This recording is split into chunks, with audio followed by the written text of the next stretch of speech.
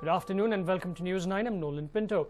Now, medical students aspiring for a PG seat continued their agitation right in front of the KEA, or the Karnataka Examination Authority office in Malleshwaram, protesting against the indifference of the officials. This is the second day of the protests are continuing. Now, there is confusion over the medical seat allotment, and when the students questioned the authorities, they reportedly tried to hush up the issue. Several seats are reportedly missing from the matrix.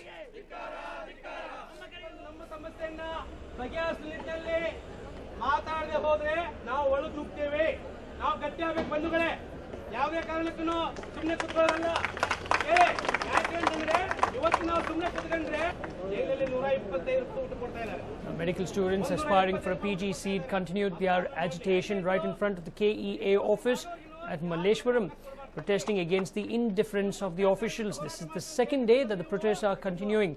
There is confusion over the medical seat allotment, and when the students questioned the authorities, they reportedly tried to hush up the issue. Several seats are reportedly missing from the matrix.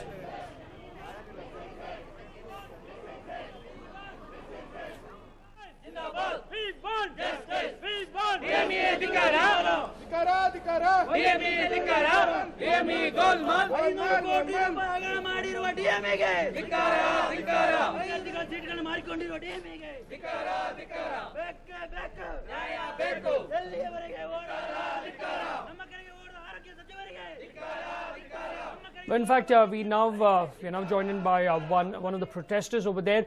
Now, can you tell us what exactly is this? What is the problem? Because you all allege that several seats are missing from the matrix. Yeah, there are a lot of seats. See, actually this happened because we have personal friends, and through our contacts we found out that a lot of seats have been surrendered and that has not been shown in the matrix. So when we questioned them, they said we made a mistake. So how can they actually do such mistakes? It's a matter of life for 7 people. We have been studying so hard and all that we do, and there are so many people who are blocking seats and they give it to whomever they wish, and they have a selection committee which takes decisions on their own when there is a government mandate telling them that this many percentage of seats has to be allotted to different things. They change it as and how they want. And there are a lot of problems that they have created when it was an online counselling.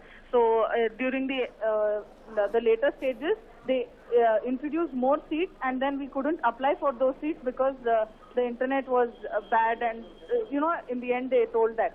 So, and all these things, there are many problems, and we want it to be addressed. The medical education minister, we have requested him to come, but they're saying he cannot come.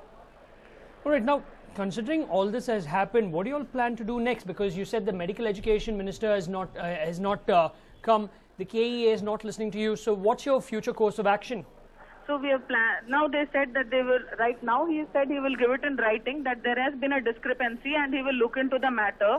And if the counselling doesn't get over by this 30th, then the private seats of private colleges will be transferred to the management.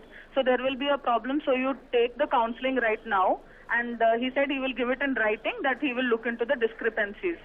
So we will be right now attending the counselling if he gives it to us in writing.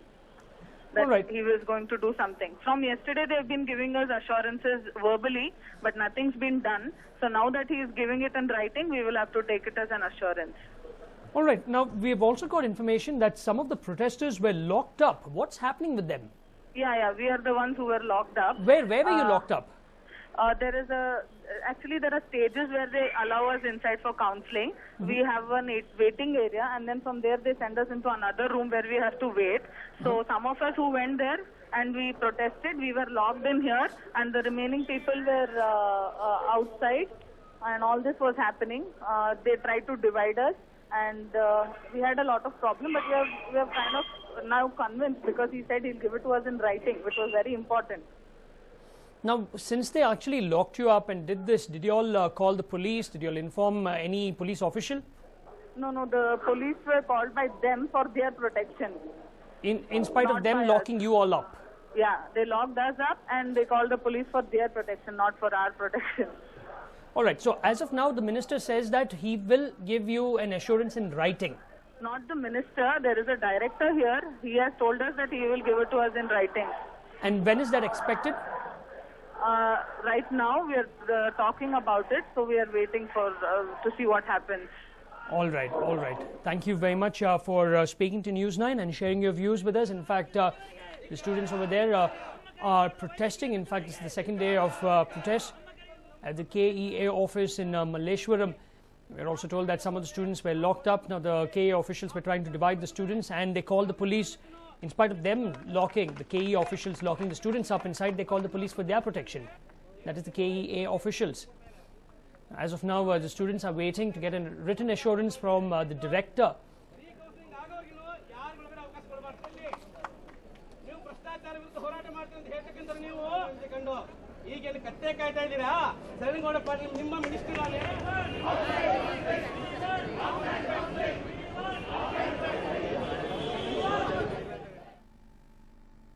Well, a 4-year-old girl child has died mysteriously in this city.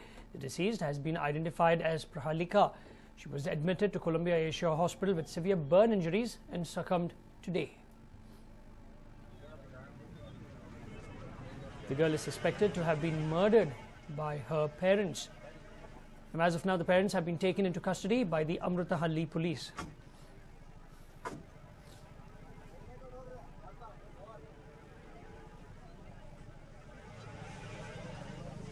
In fact, for more on this, I'm joined in by my colleague Arun. Arun, what more do we know about this particular very peculiar case?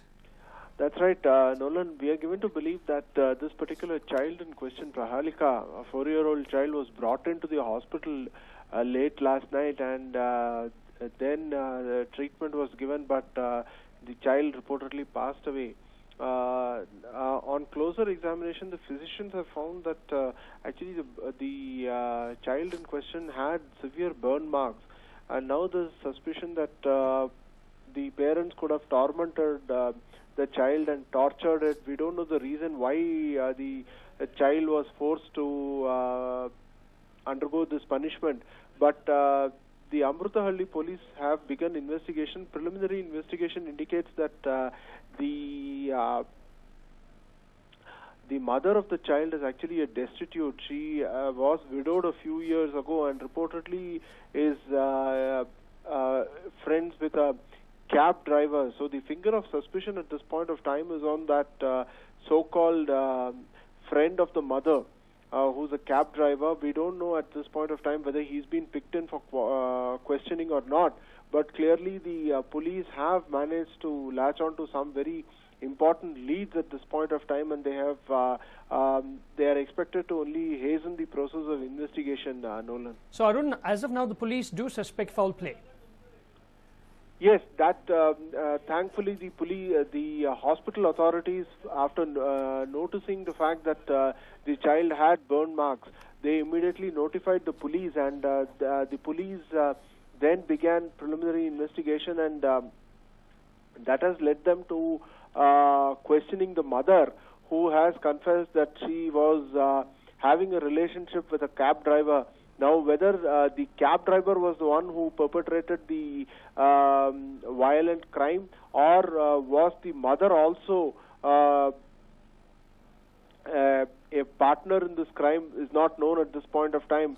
So the questioning in an interrogation will only reveal later on whether it is the so-called friend of the mother, or the mother also was responsible for this heinous crime, Nolan. Right, Arun, thank you very much for all those details. In fact, a 4-year-old girl child has died mysteriously in the city. The deceased has been identified as Prahalika. She was admitted to the Columbia Asia Hospital with severe burn injuries and succumbed today. Now, the girl is suspected to have been murdered by her parents. Her parents have now been taken into custody by the Amrutahalli police. Well, killer KSRTC bus has struck once again. This time, a KSRTC bus rammed into a bike near Keyarpuram, killing 2 people on the spot. The accident took place on Old Madras Road. The deceased have been identified as Gopal Reddy, aged 76, and Riddappa, aged 45, who was working as a contractor in Devasandra. A case has now been registered at the Keyarpuram police station, and investigations are currently on. And we've seen many such cases where BMTC buses have actually gone and rammed into bikes in the city. This time around, a KSRTC bus has struck by ramming into a bike near Kyarpuram, killing 2 people on the spot. That's a KSRTC bus, registration KO 7F1662. And that's the bike these 2 people were riding on. We're told that both the rider and the pillion rider were killed on the spot. They've been identified as Gopal Reddy, age 76, and Reddappa, age 45, who is working as a contractor in Devasandra. As of now, a case has been registered at the Kyarpuram Traffic Police Station.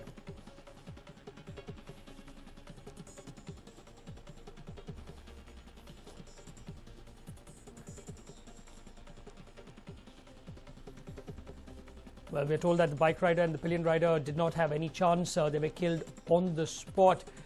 As of now, what we're told is that the police have begun investigations to try and figure out what really happened here. Whose mistake was it? And how did the accident actually take place?